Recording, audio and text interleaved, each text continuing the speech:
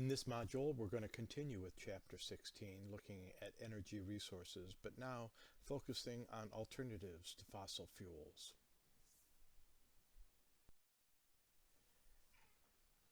The first form of energy that we'll consider is nuclear energy.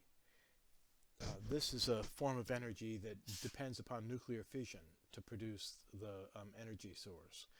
Nuclear fission is a process involving the splitting of atomic nuclei by neutron bombardment.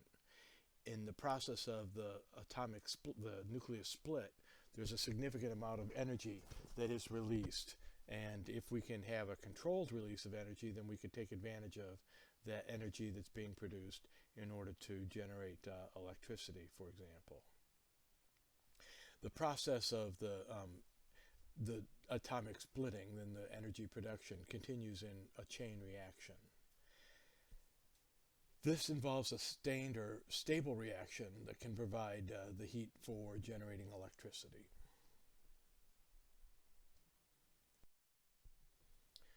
Nuclear energy production depends on uranium, typically, and it needs a concentration factor of 400 to 2,500 times its natural concentration in Earth in order to be mined at a profit. Uranium-235 is the isotope that is the only naturally occurring fissionable material, but uranium-235 constitutes only about 0.7% of all natural uranium when uranium deposits are being mined. The more common form, or the more common isotope of uranium, is uranium-238, which is not fissionable, but neutron bombardment can convert it to fissionable plutonium-239. And uranium-238 constitutes 99.3% of all natural uranium in a mineral deposit. So generating plutonium from the more common isotope of uranium is an alternative form of initiating the chain reaction that's going to generate electricity. The nuclear fission process, the chain reaction of initiating the energy release with neutron bombardment of a nucleus can create the initial split that also releases other neutrons. Those can function to generate neutron bombardment that help to split other uranium nuclei, and the process becomes a chain reaction through this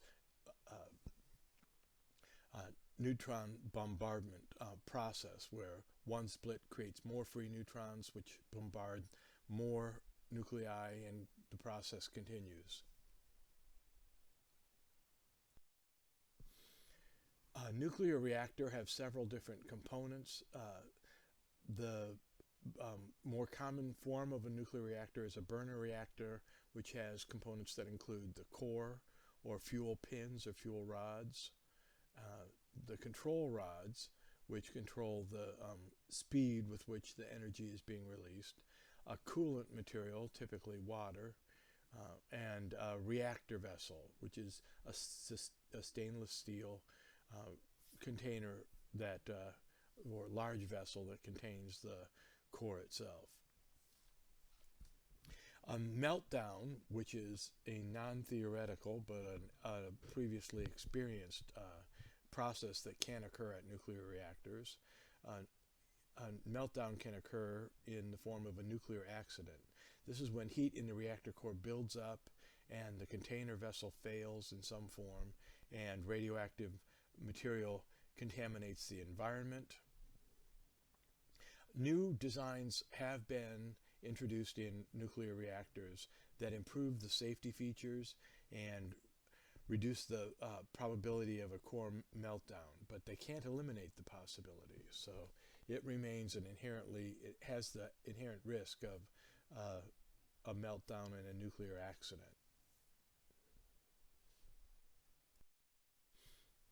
Visually, the process is for a conventional fossil fuel based generator of electricity. We heat up water using by burning the fuel. That water is then used to generate steam, which turns a turbine, which creates, helps generate the electricity. After the steam has done the work of turning the turbine, then it can be condensed and the same water used again, boiled over again to create steam and keep the process of producing electricity going. In a nuclear reactor, we're just simply changing what we're using to generate the steam. So now we're using the heat from the chain reaction of the nuclear fission in order to be able to generate the steam to turn the turbine. And we have two separate systems of water, notice. We have one system where the water is in contact with is inside the reactor vessel, and that water is used to generate steam, but it's in a separate cycle, so you never have the same water in contact with the core material that's also in contact with the turbine. So they're kept separate. I mentioned before that nuclear accidents do happen. We'll consider that next. Chernobyl is the most infamous example of a nuclear accident. It occurred in 1986. In Sweden, they made observations and grew concerned about the amount of radiation that was being observed in the atmosphere. The prevailing winds at that time were from the Soviet Union, and so they could trace up wind and recognize that there was some sort of nuclear accident somewhere upwind, and that was traced back to the Soviet Union. Eventually, the Soviet Union admitted that there had been an accident 2 days before, but that meant there were 2 days of exposure, 2 days of no warning being offered, and uncontrolled release during that time. Uncontrolled release of radioactive material. It was actually human error that contributed to the cooling the water supply that led to the accident, and the temperature of the core reactor melted the uranium fuel, and a nuclear meltdown was experienced.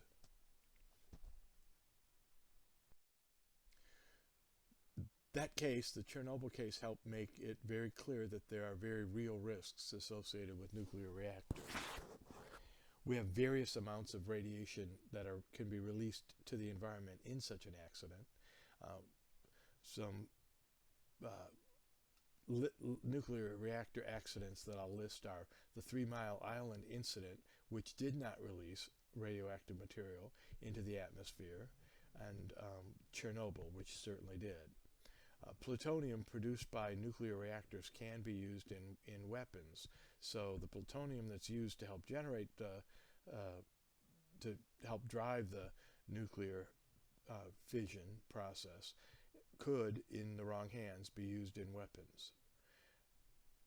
After rods have been used for a number of years, they become less efficient, and we are going through processes that help to refurbish those rods and make use of the uranium in those rods again, but ultimately there is a portion of the fuel that becomes spent and needs to be disposed of. Now, it's still radioactive, and we currently have, in the United States, we currently have no plan for dealing with those with that spent fuel. So the nuclear waste generated at power plants that create electricity using nuclear fission, we in the United States have no plan. In most other countries, they have plans. We had a plan, but we don't have one now. So the waste accumulates at the sites where electricity is being generated, and maybe one day we'll have a plan for dealing with that waste. The radioactive waste management is an issue of significant concern. With distributed waste at a number of locations across the United States, it's becoming of increasing concern because an accident or a mishandling at any one of those locations could create a significant problem. In addition, there's exposure and some concern related to potential material that could be used in a dirty bomb at those various sites. But absent a plan, we are dealing with our waste in this distributed form. The concept of safe disposal of the nuclear waste is a significant issue. Is there a safe method of disposing of nuclear waste? Well, in fact, we have two streams of waste. Well, actually, I'll say three. First, we have to recognize that we sort the waste by how radioactive it is. First, we have low-level waste, which we generate from such things as getting our teeth x-rayed when we go visit the dentist on a regular basis. You need a source for the x-rays, and that source material has to be disposed of properly. Some forms of medical treatment require radioactive materials that produce a low-level nuclear waste in the process. So it can be a life-saving process, but it also generates low-level waste.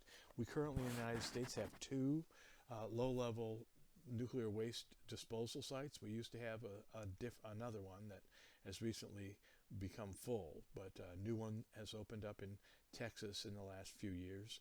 And so there's a second low-level nuclear waste facility. And that helps make it so that we can get our teeth x-rayed when we go visit the dentist. The next form of waste is transuranic waste. And this form of waste is typically associated with government-owned processes, and this waste is generated across a number of different locations across the United States, and that currently is being collected and in specially designed canisters transported to southeastern New Mexico and disposed of at the WIP site, and we'll come to that in a minute. The third type of waste is high-level radioactive waste, and that's generated largely from commercial production of nuclear energy. A permanent disposal site has been proposed in Nevada at the Yucca Mountain site, and extensive work has gone on for decades, but has been on again, off again, depending on the political incentives of in different eras. But the Yucca Mountain site is no longer active, and we have no long-term plan for dealing with the high-level nuclear radioactive waste. I mentioned the WIP site in southeast New Mexico near Carlsbad, New Mexico. It's not really near Carlsbad, so you don't have to worry about visiting the Carlsbad caverns. They are some significant distance apart, and but the WIP site is active. It is taking waste. It has closed off many panels of rooms full of waste. I've seen those, and those are intended to be permanently located in those sealed panels and not to be disturbed ever for tens of thousands of years. The process of the WIP site is collecting this waste from across the United States, and it's transported along specific routes. You may or may not live near one of those. You might be interested in finding that out.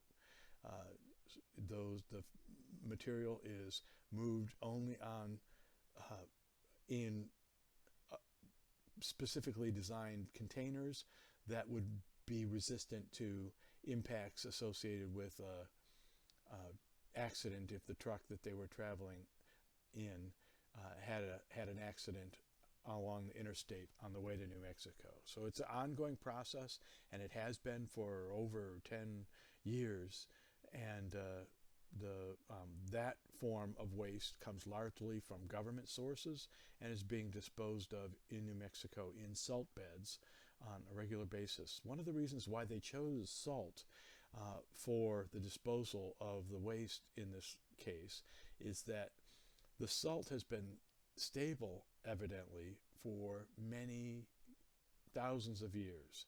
If there was an active groundwater system, the salt would have been dissolved away. But instead, the salt has been very stable over a long-term period. So the salt is believed to be really good evidence that that's a stable location. The second reason why salt was favored is that salt has a tendency over years and years to reform and reshape itself, so that it's believed that if there is a collapse of any portion of the underground excavation where the waste is encased, that if there's collapse, that the salt will heal itself to some extent, and any fractures that might develop associated with that failure would heal up, and the salt would then remain impermeable to any fluids that might ultimately try to get into the waste. And why you'd worry about fluid is what you don't want is you don't want circulation of any radioactive waste. So you want, the goal of the waste repository is to keep it in place, keep it away from people, and allow the radioactive decay process to continue, and the waste just stay in one location and remain undisturbed forever. The Yucca Mountain site near Nevada is in a different kind of geologic environment. There is a water table in this portion of Nevada. This is north of Las Vegas, and it had been a proposed site that was under development for many years, but has been shut down for the last 7 or 8 years, and is no longer an active research site. It had been intended that that commercial waste generated in the process of energy production, electricity production, could be disposed of here permanently in a material that's a volcanic welded tuff, and it's thought to have excellent properties for helping to absorb any radioactivity that might be released in the vicinity very close to one of the containers where the waste might be housed. But that welded tuff is well above the water table.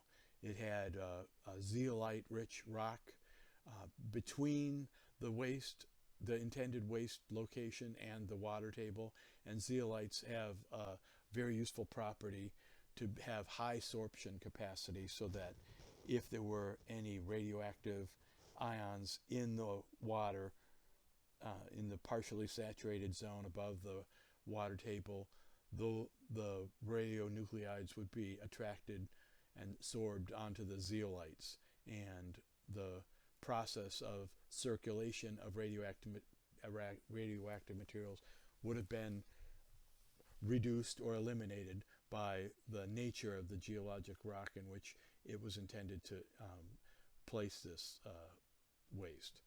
Again, that process has been shut down. However, the United States is not the only producer of nuclear energy, and in other countries they are highly dependent on nuclear energy, and so there are a number of nuclear waste repositories across the globe that are currently active. So when we consider the future of nuclear energy in the United States, there's a few things that we should consider. We currently produce about 20% of our electricity from nuclear fission, and that is in the United States. Some have argued that the extent to which we're relying on nuclear energy should be increased, others that it should decrease. The intensity, the nature of that debate changes depending on the political climate, depending on the price of fossil fuels, but it's a debate that will be active during your lifetimes. Just remember that nuclear fission has an upside and a downside. The upside is that it does not release carbon dioxide or cause acid rain. The downside is that it does produce hazardous nuclear waste, and we currently have no plan for dealing with that waste. Well, we have a plan. It just leaves waste distributed across the country in various locations, and the breach of any one would offer cause the potential release of the radioactive material, or if bad actors broke into it and obtained the material, that have the material needed for a dirty bomb. So we have many, many locations where we now have risk, and the United States electorate is content with that for the moment. What about nuclear energy from fusion? And the fusion is a natural process that occurs every day, and we're familiar with it every time we go out into the sunshine. The fusion is the process by which energy is released in the sun, and it involves combining lighter elements to produce heavier ones, and in the process of that, there is a significant energy that's being released. It occurs in the sun and in other stars, and they are essentially huge nuclear fusion reactors. Nuclear fusion is currently a research objective. It's not a commercial reality yet. The technology is under development, or it's under research. We're not really ready to the point where it could represent a potential source of energy at this time, but it may be at some point in our future. As far as the environment is concerned, it has a lot of advantages if it could be developed. And it would produce little radioactive waste. It would produce an unlimited supply of fuel, because the main fuel source would be hydrogen. So it is something that, if it could be developed in the future, this is a potential energy source that could be very attractive for future generations. The next energy source that we'll consider is geothermal energy. The geothermal energy takes advantage of natural heat that is present in Earth's interior.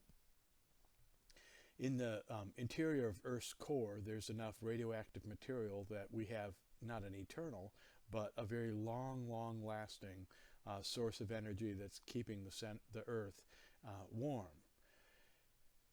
The geologic considerations for geothermal energy is that we need to have concentrations, we end up having concentrations of high energy near Earth's surface that are associated with tectonic processes. This is especially true at divergent and convergent plate boundaries, and in order to have an economically viable geothermal energy, we essentially need a very high geothermal gradient.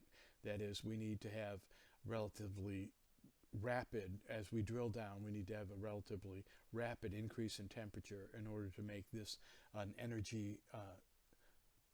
economically viable energy source. So we're going to be talking about that geothermal gradient and its variation across the United States in the next slide. This shows some areas where the geothermal gradient varies. We have some places where when we drill down, we have relatively rapid increase in temperatures, and that would be true in places like the Battle Mountain area of northern Nevada, parts of Oregon and Utah, and the Basin and Range area as an area of intermediate geothermal gradient. If you move east of the Rocky Mountains, we have a very relatively low thermal gradient, but it's not as low as if you tried to develop a geothermal energy source in the Sierra Nevadas. So we have different geothermal gradients at different locations. If we're in an area with a relatively high geothermal gradient so that it gets relatively warm at fairly shallow depths, then it's a potential source of energy that could be used to generate electricity. If we narrow in parts of the West, there are locations where the heat flow is relatively low, shown in purple in this slide, and areas where it's relatively high heat flow, and those are shown as the dark orange locations. Also, I'd like to point out on this slide that comes from your text is that the location of power plants are displayed. And notice that the power plants are far more common in the areas with high heat flow. So we need this high geothermal gradient or high heat flow in order to generate electricity reliably. And there are a number of active power plants generating electricity from this process, but they are limited to locations where it's geologically favorable.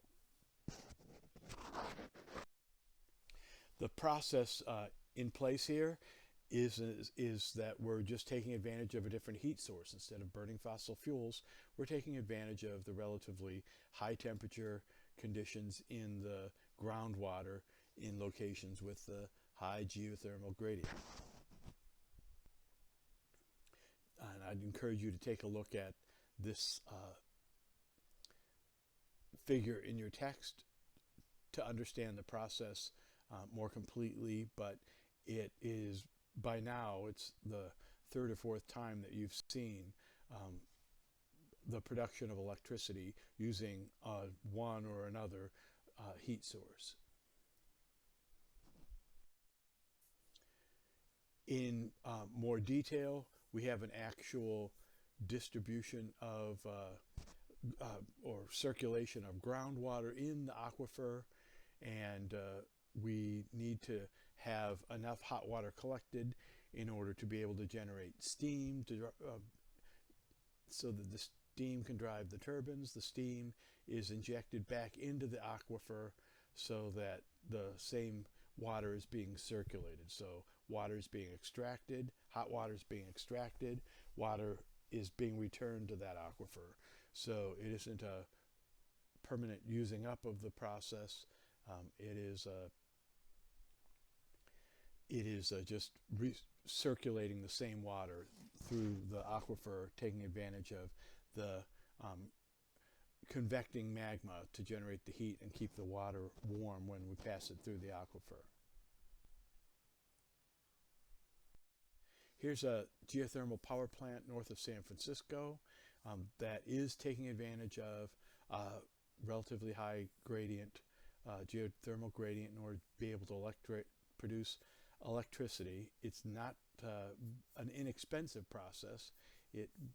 This is a more expensive type of power plant to build, and it can only be efficient in some locations.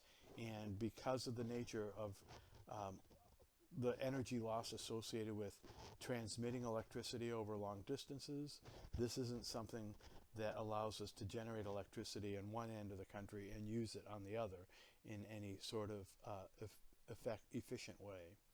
One thing I'll ask, and one of the reasons why I showed this image, is there an environmental impact associated with geothermal energy production? The answer is, well, yes. Look at that. That's, scarring a once beautiful hillside. It certainly is disturbing the surface, and there is an environmental impact. However, there's no nuclear waste. There's no potential release of material that could cause a hazard to the people in the region. There's no carbon dioxide being released into the atmosphere. So in many ways, this has a significantly reduced environmental impact compared to other forms of the electricity production. And we are taking advantage of it in the United States in locations where it can be more cost effective. So, in summary, the environmental impact of geothermal energy development is the impact is less severe than other energy resources. We do have the noise, gas emissions, and scars on the land, and we have the potential for thermal or chemical pollution from hot wastewaters that we inject into the subsurface. And because there is some steam jet released to the atmosphere, we are injecting less water than we extract, and that creates the potential for subsidence in the area. That is, subsidence is a slight lowering of the ground surface as a result of extraction of water, and there's some potential for that, but it's not major. When we consider the future of geothermal energy, it already is a viable site-specific energy source. It presently supplies far less than 1% of the U.S. Energy, and it's relatively expensive to produce.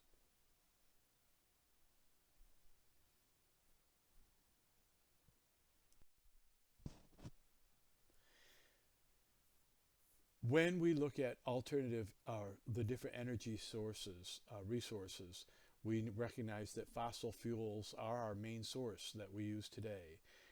They constitute 90% of the global energy. They supply 90% of the global energy needs. Alternative energy resources include some non-renewable sources and some renewable sources. Non-renewable sources include nuclear energy and geothermal energy. We say these are non-renewable because, one, nuclear energy is very much non-renewable in that we have to extract uranium in order to produce this energy source, and we don't have an unlimited supply of uranium, and therefore it's not renewable. Geothermal energy takes advantage of radioactive processes that are naturally occurring deep within Earth's core. When Earth cools down, that energy is gone. So in that sense, it's non-renewable, but it certainly is going to last a long time. Then we have some renewable energy alternative sources, and these all depend on the sun's energy. And these include solar power, water or hydropower, hydrogen, wind power, and biofuel. And we'll consider those next. This figure from your textbook is useful in helping to understand the various renewable energy sources that owe their ultimate source of energy to the sun. Some of these we've known about for centuries, such as running water, driving a wheel to generate power, or south-facing windows or windmills to generate power. And others are the cutting edge of technology, such as the use of photovoltaics to use solar cells to generate electricity. There's a variety of different forms that energy can take, something as high-tech as the photovoltaics, and something that's pretty low-tech, like burning urban waste to generate electricity. Take a look at this graphic. You'll see that it ultimately will show that whatever the form of solar energy, it can be used to generate electricity, to generate heat that we use in our homes or other buildings, or even in some cases to generate fuel, which might provide alternatives to fossil fuels if we get alcohol or hydrogen from the biomass. When we look at alternative energy sources, we can see that our reliance on them is growing at a tremendous rate. They still don't dominate our energy needs or our energy sources, but the growth has been significant.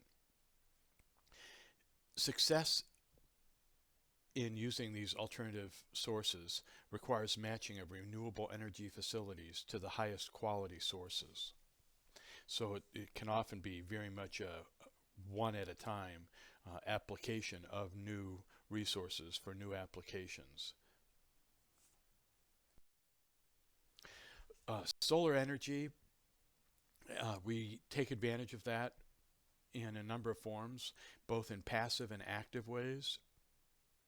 A passive use of solar energy would be, like I said, a south-facing window, putting an overhang on a building so that during the winter when the sun is coming in at a low angle, the sun can shine into a window, whereas in the summer when you wouldn't want the sun shining in the window, there's enough overhang to prevent it from the sun from shining in the window.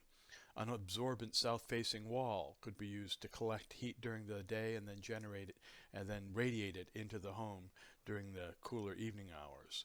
So those are examples of passive, where nothing has to run or do anything in order for us to take advantage of the solar energy. An active solar energy plan would require some sort of mechanical or photovoltaic or otherwise some sort of active process in order to take advantage of the solar energy. In addition, we have solar collectors. These are typically flat panels or a glass plate over a black background circulating fluid, and we might have such innovations as changing the orientation of the plate to match the sun's orientation during the day and across seasons. These are used throughout the world in helping to generate hot water for homes and offices. Solar collectors have been successful in creating a power plant to generate electricity, but they're not particularly efficient. More efficient are photovoltaics, the last category here. Here we're converting sunlight directly into electricity using solid semiconductor materials. Electrons flow out of the cell through electrical wires, and that generates the electrical energy source. Our use of photovoltaics is growing very rapidly at about 35% per year. It's still very expensive, but the gap is narrowing. There are often tax incentives that are offered to help people adopt the use of photovoltaics, and there's another constraint is that the photovoltaics don't work constantly. They can't be one's only source of generating electricity. The challenge of hooking up to the grid and selling energy to the grid during times of excess generated energy and is a big deal. A lot of the electrical companies don't want to have to accept this power source. And another problem is that if the power goes out, photovoltaics are only useful while the sun's shining without some way to store the energy in a battery locally. And battery technology isn't what we would want it to be. Typically, it's hard to store enough energy. Here's some example of solar collectors. This is working on the process of circulating hot water in front of a black background, so the water is heated, and that can be used to heat a building, to store hot water for taking showers, or in some applications people have used it to help generate electricity. And if we look at this graphic to examine how generating electricity using solar power works, it's very similar to the other methods that we've seen, that our new energy source, the sun in our case, is used to heat up water to generate steam, and the steam drives a turbine that produces the electricity. So we have an analogous arrangement here. We just have a different energy source, and one of our challenges is to get the water hot enough that it can actually generate steam, and that usually requires the added component of the solar superheater needed in order to make this application work using solar power. Here's some examples of photovoltaics being integrated into existing buildings, and it might be considered aesthetically unpleasing, but it's a trade-off in the decisions we make about how to design our buildings for efficiency and aesthetic value.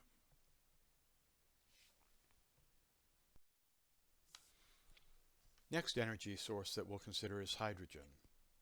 It has some unusual advantages in allowing mobility in its use, so that means that we can use it in some ways in the same manner that we use fossil fuels, for example, to power our cars and buses. If we try to use this to power a vehicle, we'd be using it in a fuel cell to produce electricity. That's going to mean that hydrogen constitutes a much cleaner fuel. There is no carbon footprint. The only product is water, usually in the form of water vapor. This is still a novel, unusual, unproven energy source, and while you can make a car that runs off hydrogen, ways to make it practical and put it into widespread use are still in the development stage. I encourage you to take a look at the graphic in your text that tells you how a fuel cell would work, to understand more about some of the challenges to using hydrogen to power a vehicle. The next energy source that we'll consider is water power. It's actually one of the earliest sources of power that we used. We've used running water to power a water wheel, to mill grains. We've used water wheels to help initiate the Industrial Revolution. In the 20th century, the construction of large dams to produce hydroelectric power grew. And it grew to the point that by the end of the 20th century, hydroelectric power constituted or represented about 10% of the electricity used in the United States. And that's a substantial contribution, but it's not a dominant contribution. In terms of addressing our future energy needs, there are very few big sites left where we could build dams in a way that would be A, safe, and B, acceptable to the public. So it's unlikely to prove to be, large dams are unlikely to prove to be the answer to solving our future energy needs. However, there are some innovative methods of using hydropower, such as using tidal power, tidal fluctuations in water level to generate power, or using running water in a river to generate small electrical energy supplies, and then using many such instruments to collectively produce a substantial electrical supply. One of the reasons that hydroelectric power is growing increasingly unpopular is that there's growing recognition of the environmental impacts of dams.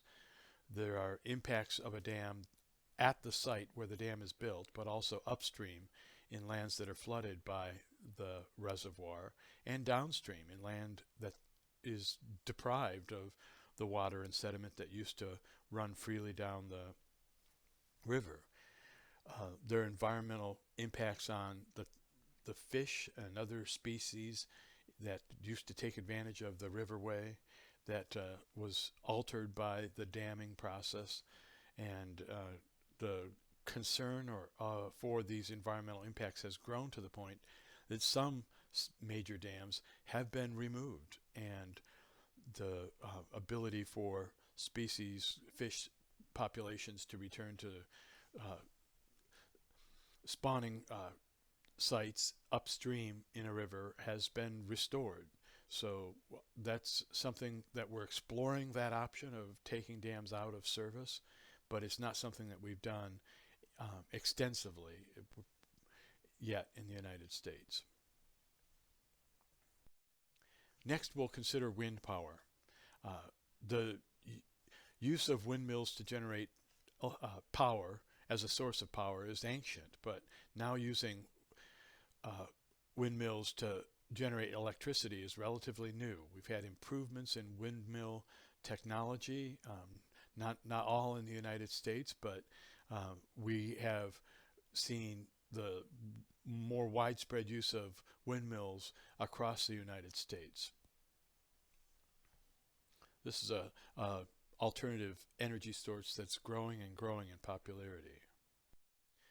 One of the reasons that wind power is perceived as desirable is that it has lower environmental impact, but some would argue against this.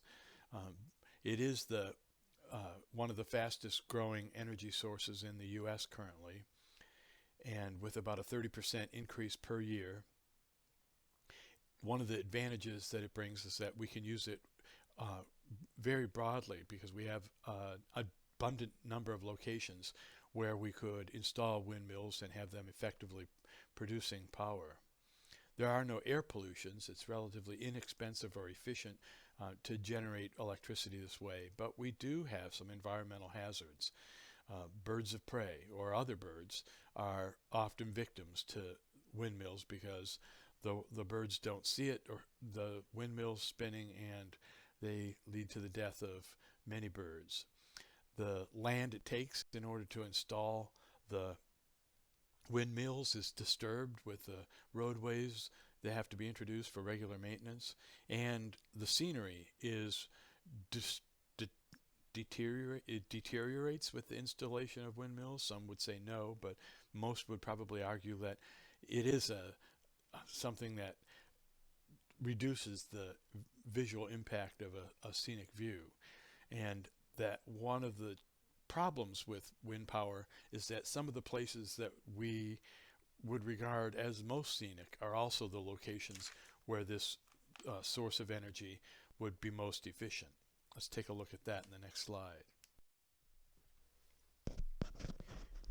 One of the issues in taking advantage of wind resources is that broad flat lands are not the places where winds tend to be concentrated, but when we have even minor interruptions or changes in the topography, we tend to have concentration of wind.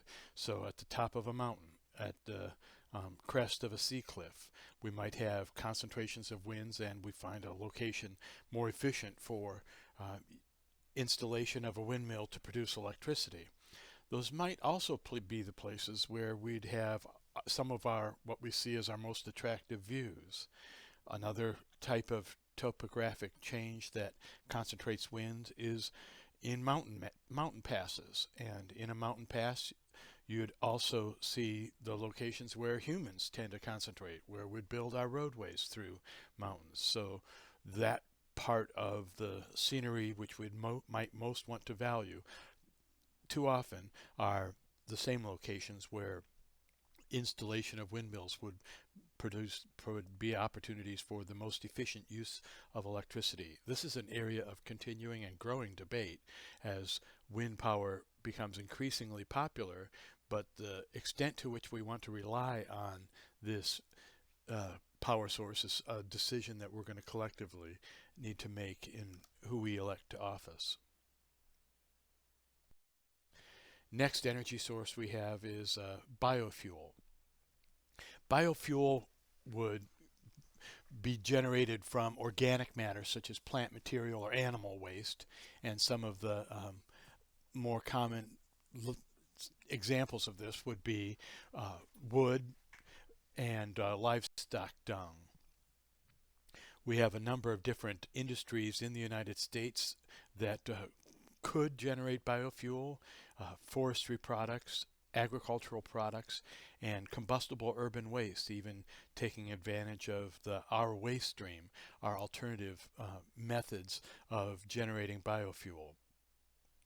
This is not a high-tech process by any means, but it generates one way of making industries that are already at work or processes that we already have in place and trying to make them more efficient by generating some electricity out of the byproducts.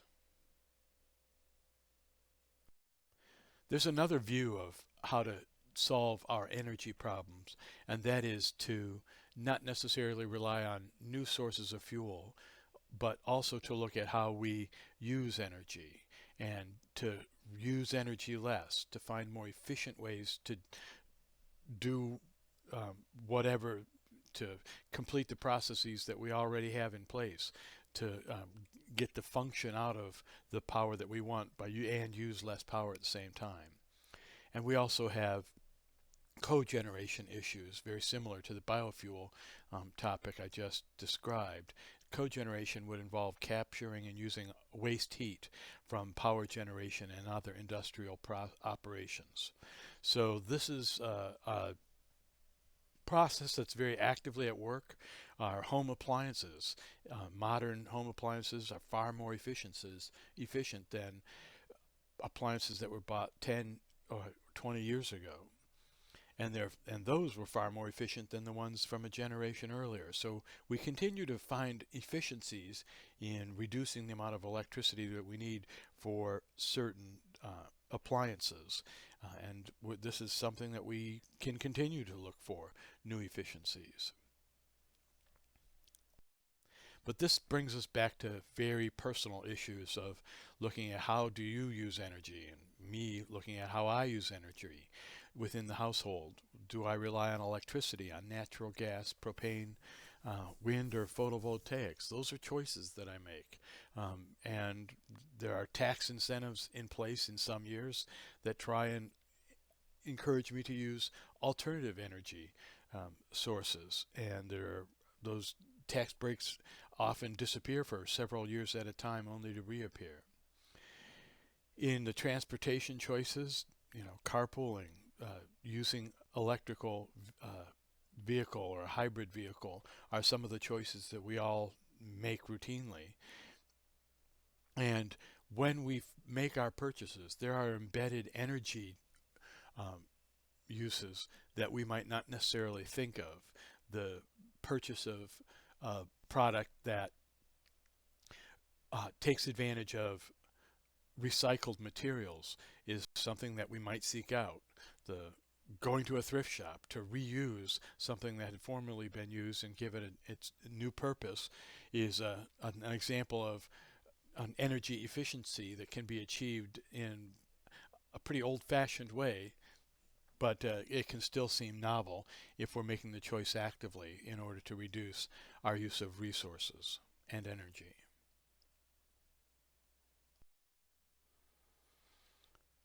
I'd like to begin looking at the efficiency of our electrical energy distribution system.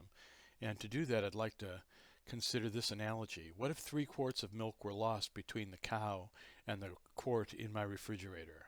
That's not a particularly efficient process of delivering milk to me.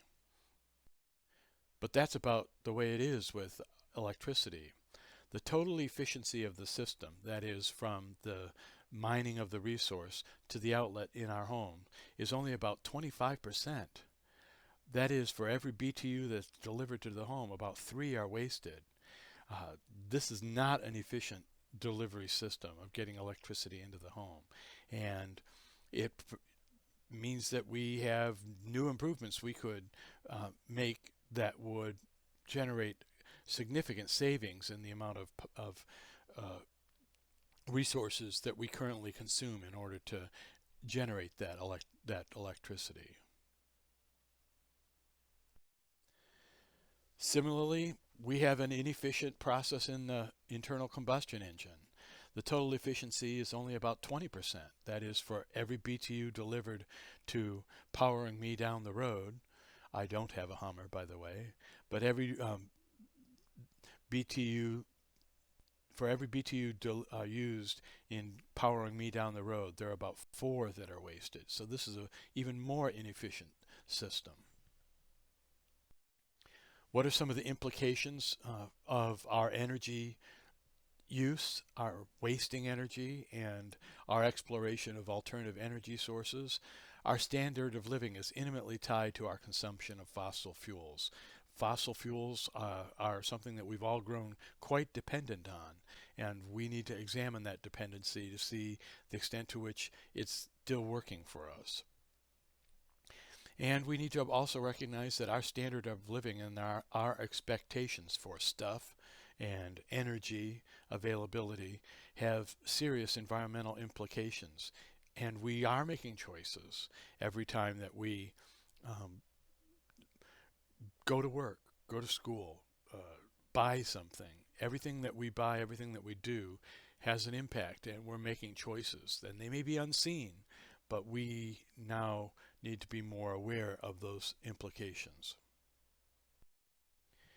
When we think about energy policy going forward to the future, there are a number of different ways of thinking, and different people are going to have different views. Some emphasize finding and using greater amounts of fossil fuels and building larger power plants.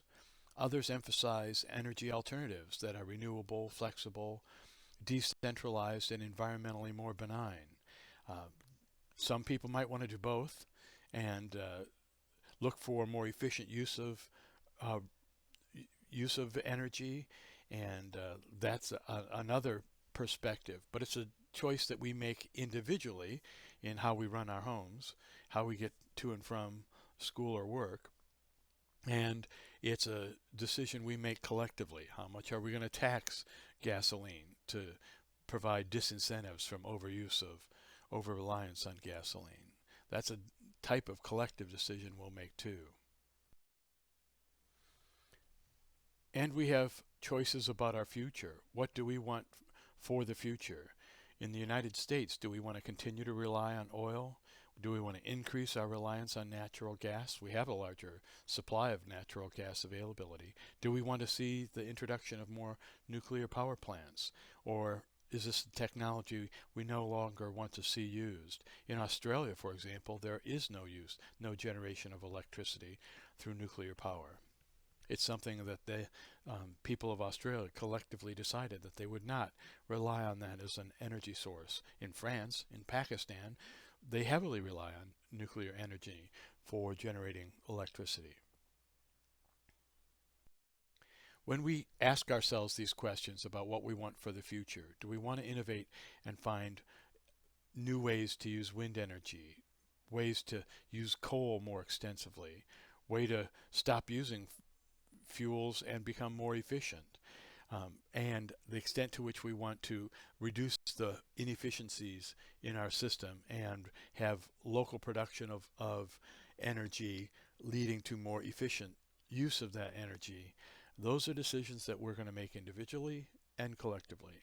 Next time any one of us buys a washer or dryer, we'll be making a choice about how efficient a system we're going to use. Are we going to use a front loader washer that uses less water, less energy, and can wring out the clothes so that they need to spend less time in the dryer?